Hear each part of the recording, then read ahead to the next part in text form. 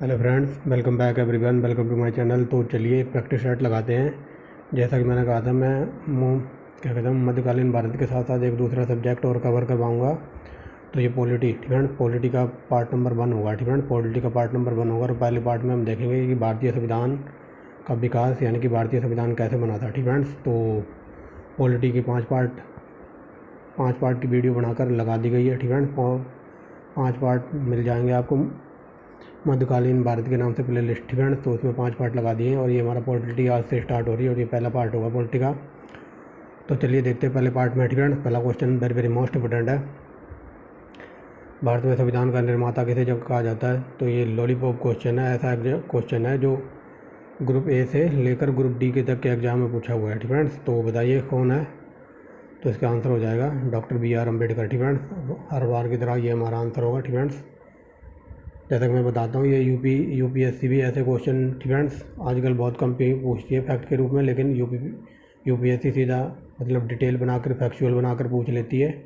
और UPPCS group D, group C वगैरह में सीधा फैक्ट के रूप में पूछ लेता है। ठीक है, तो समझ जाना, ये very very most important series start हो रही है। ठीक है, तो देखिए संविधान सभा के अध्यक्ष कौन थे? तो ये राजेंद्र प्रसाद थे। ठीक है, आगे देखिए भारतीय संविधान की पहली बैठक की अध्यक्षता ये अस्थायी अध्यक्ष थे सच्चिदानंद सिन्हा ने की थी। ठीक है, आगे देखिए चौथा क्वेश्चन क्या कहता है? भारतीय संविधान की रचना के समय भारतीय संविधान का सलाहकार तो BN राव। ठीक है, BN राव को सलाहकार बनाया गया था। सारे के सारे क्वेश्चन कहीं ना कहीं ग्रुप डी, ग्रुप सी और ग्रुप ए के एग्जाम में पूछे हुए हैं। ठीक है, मतलब फैक्चुअल के रूप में यूपीएससी क्वेश्चन करती है और यूपीपीसीएस में डायरेक्ट क्वेश्चन पूछ लिया जाता है। ठीक है, तो चलिए देखिए पाँचवा क्वेश्चन क्या कहता है। ठीक है, थोड़ा तीव्र गति में चलेंगे।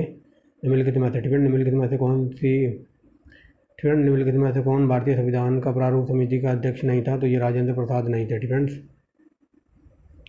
आगे देखिए संविधान, ठीक है, संविधान सभा के सदस्यों निम्नलिखित में से कौन शामिल नहीं था? तो ये जयप्रकाश नारायण का इनमें कोई रोल नहीं था। आगे देखिए संविधान सभा की प्रारूप समिति के अध्यक्ष थे तो ये BR अम्बेडकर थे। आगे देखिए भारत की अंतरिम संसद में कितने सदस्य थे? तो ये 296 थे, 296 स्टूडेंट्स। अगले देखिए निम्नलिखित में से किसके द्वारा भारत के संविधान में उद्देश्य संकल्प लाया गया? तो ये जवाहरलाल नेहरू लेकर आए थे। स्टूडेंट्स, आगे देखिए भारतीय संविधान के मूल अधिकार में उप समिति के अध्यक्ष कौन थे? तो ये JB कृपलानी थे।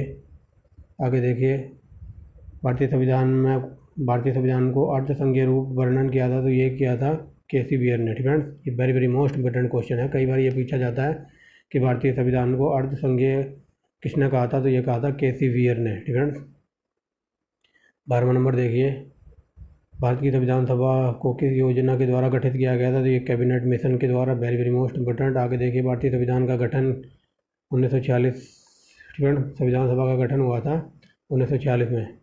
आगे देखिए जिस संविधान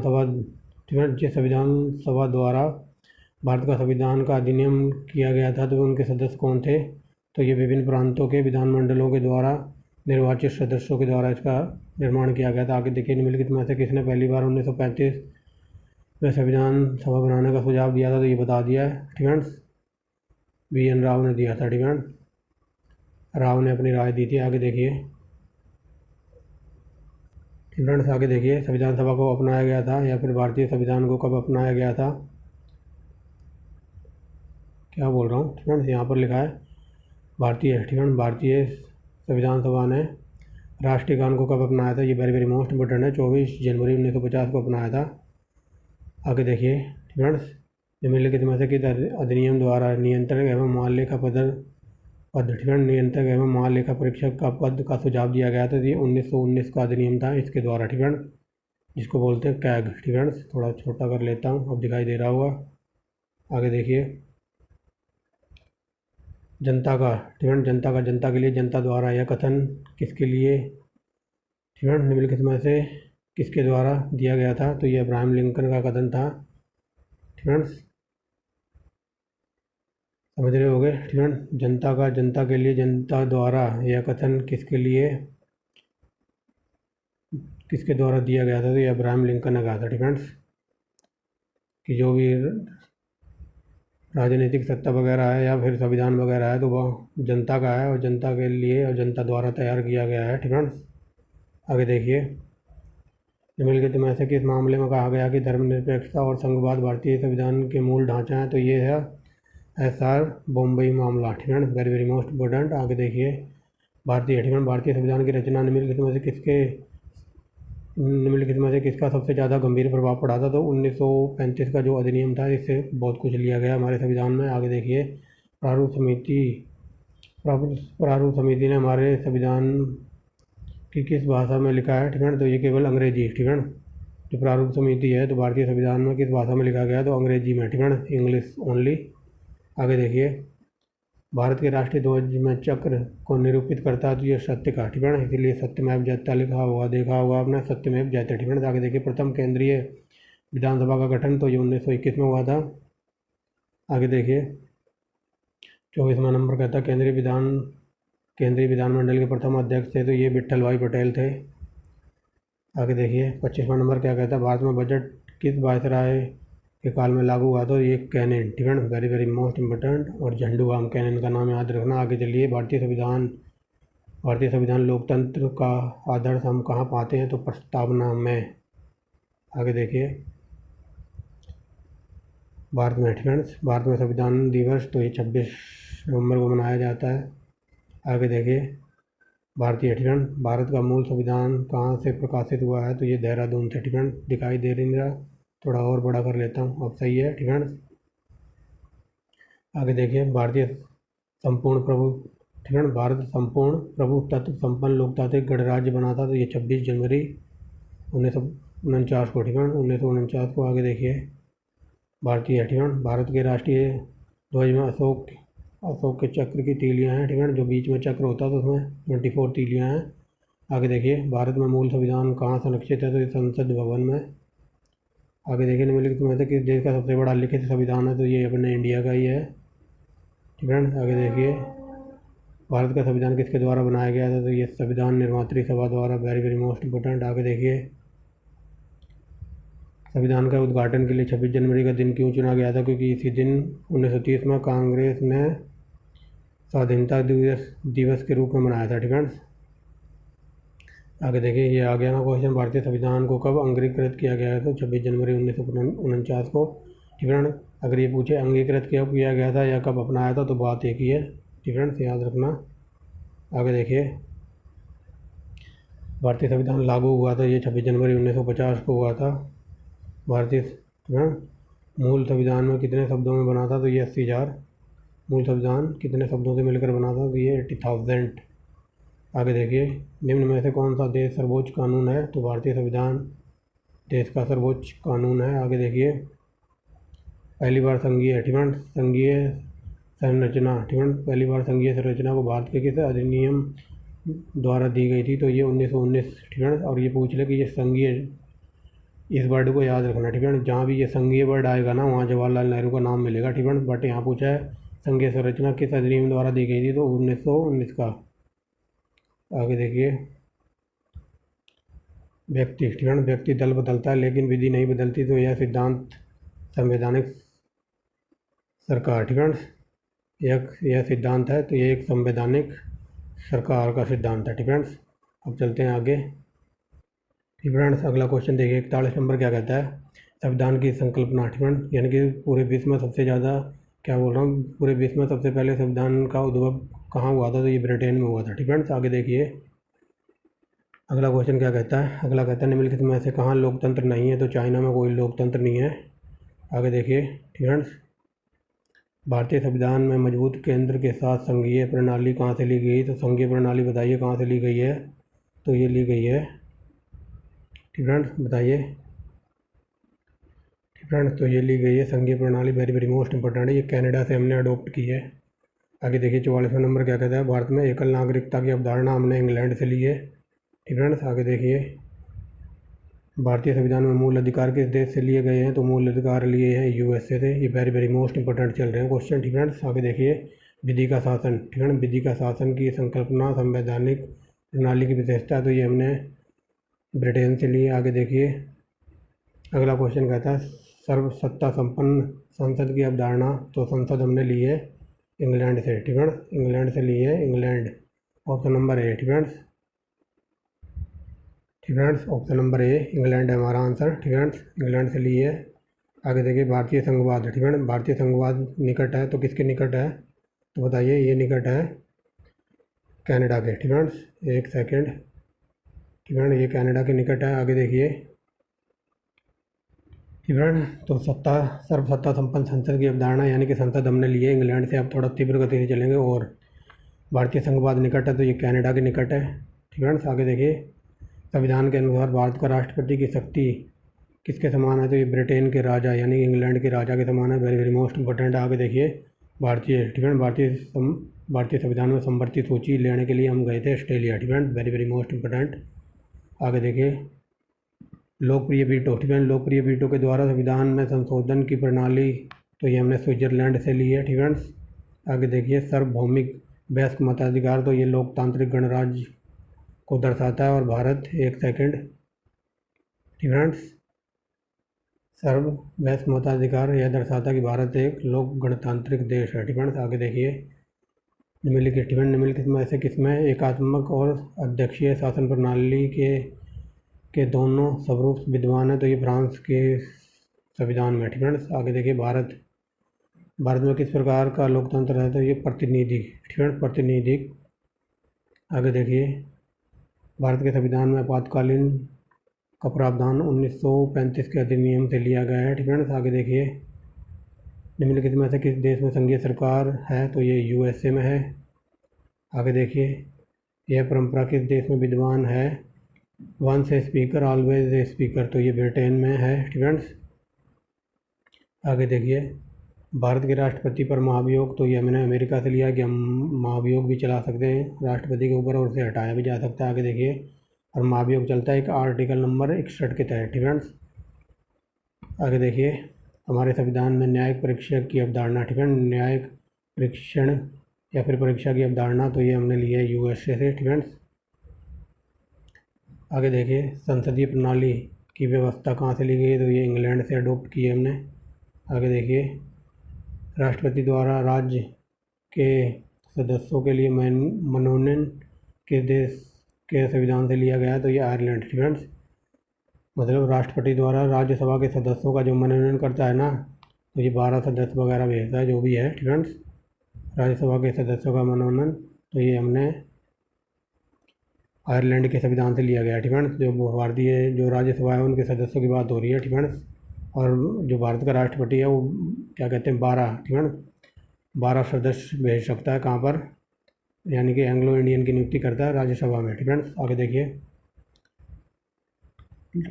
कैबिनेट, ठीक है, कैबिनेट प्रणाली और सामूहिक उत्तरदायित्व का योगदान, तो ये बिल इंग्लैंड से लिया है हमने, ठीक है। आगे देखिए, भारतीय संविधान संशोधन, तो संविधान संशोधन करने के लिए हम अफ्रीका गए थे इसको लेने के लिए, ठीक है। आगे देखिए, निम्नलिखित में से किस देश में भारतीय संविधान ने विधि के समक्ष क्षमता, तो विधि के समक्ष क्षमता हमने इंग्लैंड से ली है। आगे देखिए, वेस्टमिंस्टर संसदीय व्यवस्था का विकास ये ब्रिटेन में हुआ था, ठीक है। आगे देखिए, भारत, ठीक है, भारत में लिखित संविधान की संकल्पना, तो ये अमेरिका से ली गई है, ठीक है। आगे देखिए, 67 नंबर क्या कहता है, ठीक है, थोड़ा छोटा कर लेते हैं, अब दिखाई दे रहा होगा, ठीक है। यहाँ पूछ रहा है, निम्नलिखित में से यूएसए संविधान की विशेषताएं कौन थी जो हमारी संविधान निर्माताओं द्वारा ली गई हैं, तो ये हम यूएसए से क्या क्या लाए थे, न्यायिक समीक्षा, मौलिक अधिकार, उच्चतम न्यायालय के न्यायाधीशों को हटाना, उपरोक्त सभी, ठीक है, उपरोक्त सभी इसका आंसर है। बहुत कुछ हमने इंग्लैंड अमेरिका से अडोप्ट किया है। आगे देखिए, हमारे संविधान में राज्य के नीति निर्देशक तत्व, तो ये आयरलैंड के संविधान से लिए गए हैं, और ये ऐसा क्वेश्चन है जो यूपीएससी से लेकर ग्रुप डी एग्जाम में तक पहुँचा है, ठीक है। निम्नलिखित में से कौन सी फ्रांसीसी क्रांति का लोकप्रिय नारा था, तो ये था स्वतंत्रता, समानता और बंधुता, ठीक है। आगे देखिए, निम्नलिखित में से किस देश का अलिखित संविधान है, तो ब्रिटेन का संविधान अलिखित है, ठीक है, यानी कि कोई रिटर्न में नहीं है, ठीक है। आगे देखिए, 71 नंबर क्या कहता है, निम्नलिखित में से कौन स्वतंत्र भारत के प्रथम वित्त मंत्री थे, ये वेरी वेरी मोस्ट इंपॉर्टेंट है, इनका नाम था आर के षणमुखम शेट्टी। आगे देखिए, निम्नलिखित में से कौन भारतीय संविधान की विशेषता नहीं है? तो ये अध्यक्षीय सरकार, ऐसा कुछ नहीं होता। ठीक है, हमारे इंडिया के अंदर भारत के संविधान अर्धसंघात्मक है। ठीक है, आगे देखिए, द्विसदनीय व्यवस्था निम्न में से किस सरकार की विशेषता है? तो ये संघीय सरकार की है। आगे देखिए, एकात्मक सरकार की समस्त शक्तियाँ केंद्रीय सरकार के हाथ में होती हैं। आगे देखिए, ठीक है, 76 नंबर क्या कहता है? क्या बोल रहा हूँ मैं, संविधान में समाहिक भारत का वर्णन निम्नलिखित में से किस प्रकार किया गया है? तो ये है, भारत एक राज्य। ठीक है, भारत एक राज्य संघ है। ठीक है, ठीक है, भारत का वर्णन किस प्रकार किया गया है? तो भारत को बताया गया है, ठीक है, एक राज्य संघ। ठीक है, आगे देखिए,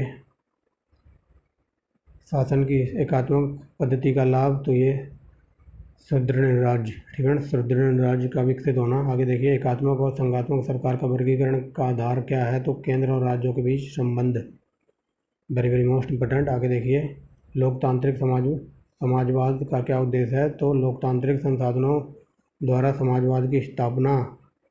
80 नंबर देखिए, 80 नंबर क्या कहता है?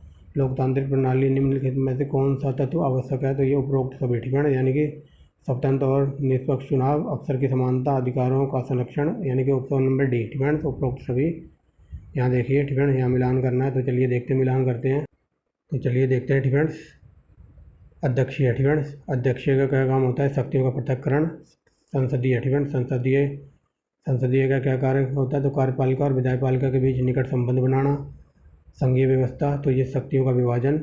एकात्मक व्यवस्था, तो ये शक्तियों का केंद्रीकरण। ठीक है, तो ऑप्शन नंबर हो जाएगा 1, 2, 3, 4, ये ऑलरेडी सही सुमेलित हैं।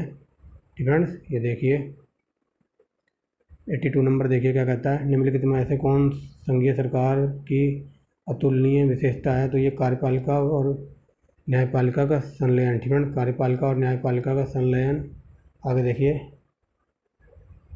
ठीक है, ये संलयन वर्ड से मुझे एक क्वेश्चन याद आ रहा है। ठीक है, तो ये देखो, एक वर्ड है ना यहाँ संलयन, तो कई बार ये पूछ लेता है साइंस में कि क्या कहते हैं कि नाभिकीय संलयन वगैरह ऐसा कुछ है। ठीक है, जब मैं साइंस पढ़ाऊँगा तब बताऊँगा नाभिकीय संलयन वगैरह, पता नहीं, चलिए छोड़ते हैं। ठीक है, बाद में देखते हैं कि अभी पॉलिटी चल रही है। आगे देखिए, भारत का संविधान में संघीय शब्द कहाँ से कितनी बार प्रयोग किया गया है? तो कहीं भी नहीं। ठीक है, ये संघीय शब्द है, ये हमारे भारत में कहीं, भारत के संविधान में कहीं नहीं लिखा हुआ है। ठीक है, ये संघीय व्यवस्था, संघीय संविधान वगैरह, तो ये अमेरिका का है। आगे देखिए, भारतीय संसद में पर्यावरण का अधिनियम तो 1986 में अडॉप्ट किया था, यानी कि बनाया था। ठीक है, अडॉप्ट किया था या फिर बनाया था। आगे देखिए, कैबिनेट प्रणाली में सरकार के महत्वपूर्ण लक्षण क्या हैं? तो ये सामूहिक उत्तरदायित्व। ठीक है, अगे देखिए 86 नंबर क्या कहता है? अध्यक्षों सरकार के काम करने का सिद्धांत क्या होता है? ये शक्तियों का पृथक्करण। ठीक है, सभी ऊपर बताया ना, मिलान करके। आगे देखिए, शक्तियों का विभाजन और सब स्वतंत्र न्यायपालिका की इनकी दो विशेषताएं हैं, तो ये सरकार का संघीय स्वरूप है। 88 नंबर देखिए, भारतीय सरकार में राज्यों, ठीक है, भारतीय सरकार में राज्य सरकार को मिलता है तो संविधान द्वारा दी गई शक्तियाँ। ठीक है, संघीय सरकार में राज्य सरकार को मिलता है, तो ये भारतीय संविधान में जो उनकी शक्तियाँ हैं तो वो उनको मिलती हैं। आगे देखिए, निम्नलिखित में से कौन सी केंद्रीकृत सरकार की विशेषता नहीं है? तो न्यायिक समीक्षा। 90 नंबर देखिए। ठीक है, निम्नलिखित में से कौन संघीय शासन की विशेषता है? तो ये है, सरकार का उत्तरदायित्व है नीतियों का शीघ्र लागू होना, लोगों की स्वतंत्रता का संरक्षण करना। तो ऑप्शन नंबर डी हमारा राइट आंसर होगा। ठीक है, आगे देखिए, यहाँ बताना निम्नलिखित में से कौन सा अनुच्छेद 26 नवंबर 1949 को लागू हुआ था? तो ये अनुच्छेद 388 के तहत। ठीक है, 388 के तहत 26 नवंबर 1949 को हमारा संविधान बनकर तैयार हो गया था, या फिर अंगीकृत हुआ था, या फिर अडॉप्ट किया था। ठीक है, तो ये आर्टिकल 388 के तहत। ठीक है, जो मैंने लक्ष्मी क्या बोल रहा हूँ, क्या कहते हैं, घटना चक्र। ठीक है, घटना चक्र की बुक से एक बार ऑलरेडी पॉलिटी कराई हुई है। ठीक है, एक एक क्वेश्चन हर एक चैप्टर को सीक्वेंस में कराया है, और 1 से लेकर, ठीक है, 1 से लेकर 395 जो अनुच्छेद है ना, सारे अनुच्छेद उस प्ले लिस्ट में मिल जाएंगे, आपको लगा रखे हैं। ठीक है, ये पॉलिटी एक बार मैंने ऑलरेडी कंप्लीट करा रखी है घटना चक्र की बुक से, और सारे अनुच्छेद, ठीक है, सारे अनुच्छेद उसी वीडियो में मिल जाएंगे। अलग से एक वीडियो बनाई थी, लगभग मैंने 1 घंटे 40 मिनट की वीडियो है, तो आप वहाँ जाकर देख सकते हैं। कि किस अनुच्छेद में क्या बताया गया। आगे देखिए, अध्यक्षीय शासन प्रणाली में कार्यपालिका के कितने सदस्य हो कितने क्या बोल रहा हूँ मैं, अध्यक्षीय शासन प्रणाली में कार्यपालिका के सदस्य होते हैं, तो विधानमंडल के सदस्य इसमें नहीं होते। ठीक है, जो अध्यक्षीय शासन प्रणाली में कार्यपालिका के सदस्य होते हैं तो ये हो जाएगा, विधानमंडल के सदस्य नहीं होते इसमें। ठीक है, आगे देखिए, स्थानीय सरकार। ठीक है, स्थानीय सरकार को आधार क्या है, तो लोकतंत्र है। आगे देखिए, दोहरी नागरिकता। ठीक है, तो ये अमेरिका का संविधान है। संघीय नागरिकता। ठीक है, क्या बोल रहा हूँ, संघीय सरकार, तो ये दोहरी नागरिकता विशेषता है, तो ये अमेरिका में है। ठीक है, अमेरिका की राज्य की अलग नागरिकता लेनी पड़ती है, देश की अलग, और ये ऐसा दोहरी नागरिकता इंडिकेट करता है संघीय सरकार को, और संघीय सरकार कहाँ की है, तो अमेरिका की। ठीक है, समझ गए होंगे। आगे देखिए, संघीय सरकार के शासन का गंभीर दोष क्या है, प्रत्यक्ष का खतरा। ठीक है, प्रत्यक्ष का खतरा, यानी कि पहले आप नागरिकता लोगे देश की, उसके बाद राज्य की, जिस भी स्टेट में आपको बसना है, तो इसमें गंभीर क्या कहते हैं, शासन का दोष मानते हैं इसको, प्रत्यक्षता का खतरा, यानी कि अलग होने का खतरा है। ठीक है, आप अलग भी हो सकते हो किसी देश से या फिर किसी स्टेट से। ठीक है, मान लो आप अमेरिका में रहते हो, लॉस एंजलिस में, LA में रहते हो। ठीक है, अब थोड़े दिन के बाद आपका मन नहीं लग रहा, तो आप यहाँ से चले जा सकते हो, यहाँ की नागरिकता छोड़ के आप ले सकते हो टेक्सास की या फिर कैलिफोर्निया वगैरह की, न्यू जर्सी वगैरह की। तो समझ रहे हो। आगे देखिए, ठीक है, अगला क्वेश्चन क्या कहता है। ठीक है, लास्ट क्वेश्चन देखिए, निम्नलिखित में से किसमें सिद्धांत और व्यवहार का सबसे बड़ा अंतर है, तो ये संसदीय शासन प्रणाली में। ठीक है, सिद्धांत और व्यवहार का सबसे बड़ा अंतर है, तो ये है क्या कहते हैं, संसदीय शासन प्रणाली में। ठीक है, तो ऑप्शन नंबर सी है। ठीक है, ये पार्ट नंबर हमारा 1 था पॉलिटी का। ठीक है, जो बहुत ही जल्दी हमने लगभग 97 क्वेश्चन कंप्लीट कर दिए लगभग 20 मिनट में। ठीक है, तो आज से पॉलिटी शुरू होगी हमारी। ठीक है, तो एक तरफ चल रही है हमारी मॉडर्न, क्या बोल रहा हूँ, मध्यकालीन भारत यानी कि मिडिवल हिस्ट्री, और दूसरी तरफ पॉलिटी का पार्ट नंबर पहला आज अपलोड हो जाएगा। ठीक है, तो अगर वीडियो वगैरह अच्छी लगे तो एक बार आप एक लाइक कर सकते हो, चैनल को सब्सक्राइब कर सकते हो। ठीक है, तो thanks for watching the video. मिलते हैं नेक्स्ट वीडियो में एक बहुत ही नए टॉपिक के साथ।